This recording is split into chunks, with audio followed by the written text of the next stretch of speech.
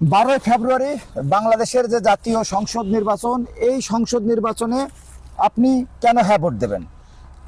আপনি হ্যাঁ ভোট দেবেন এই কারণে যে একটি রাষ্ট্রের যে কাঠামোগুলো থাকে, এই কাঠামোগুলোতে যদি সৎ এবং দেশপ্রেমিক ব্যক্তি তারা যদি এই কাঠামোগুলোতে যদি এসে দায়িত্ব পালন করতে পারে, তাহলে সে দেশে সাধারণ মানুষের জীবন মানের কোনো উন্নয়ন ঘটে না। এখানে এক শ্রেণী যারা দুর্নীতিবাজ মানুষ আছে, সেই মানুষগুলোই সমাজে রাষ্ট্রে ফুলে ফেঁপে ওঠে, যেমনটি আমাদের দেশে আমাদের সমাজে দেখা যায়।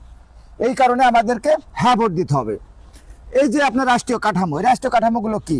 তত্ত্বাবধায়ক সরকার, দুর্নীতি দমন কমিশন, নির্বাচন কমিশন, বিচার বিভাগ, আইন বিভাগ, শাসন বিভাগ, এই যে রাষ্ট্রের যে কাঠামো, প্রধানমন্ত্রী, রাষ্ট্রপতি, একজন এমপি, এই যে কাঠামোগুলোর বিভিন্ন অংশে যারা এই কাঠামোর সাথে রাষ্ট্র পরিচালনার সাথে যুক্ত থাকে, এদেরকে যদি আপনি সৎ এবং নিরপেক্ষ হিসাবে যদি এরকম ব্যক্তিকে যদি আপনি ওই চেয়ারগুলোতে বসাতে না পারেন, তাহলে এই যে দুর্নীতি, এই দুর্নীতি কখনোই কমবে না।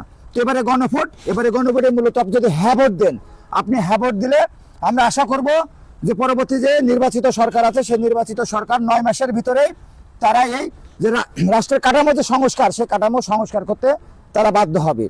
তো এই যে আপনার হ্যাঁ ভোট, এই হ্যাঁ ভোটের যে রাষ্ট্রীয় কাঠামোর সংস্কারের ভিতরে কিন্তু আপনার অনেক পার্ট আছে, যেরকম 10 বছরের বেশি কেউ প্রধানমন্ত্রী থাকতে পারবে না, তত্ত্বাবধায়ক সরকার নিয়োগ সহ আপনার যে সমস্ত, আমি তো পূর্বে বললাম যে প্রাতিষ্ঠানিক কাঠামোগুলো আছে, এই কাঠামোগুলোতে নিয়োগ প্রক্রিয়ায় সরকারি দল এবং বিরোধী দল উভয়কে সমন্বয়ভাবেই তারা কাজ করবে। সেক্ষেত্রে সরকারি দল সে তো একত্রিতভাবে দুর্নীতি করতে পারবে না, আবার বিরোধী দল সে তো দুর্নীতি করার তো প্রশ্নই ওঠে না।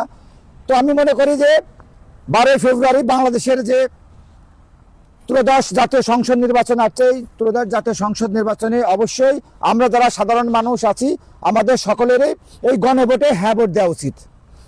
তো প্রিয় ফলোয়ার, প্রিয় দর্শক, এবারে যে গণভোট, এই গণভোটে আমি কিন্তু হ্যাঁ ভোট দিচ্ছি।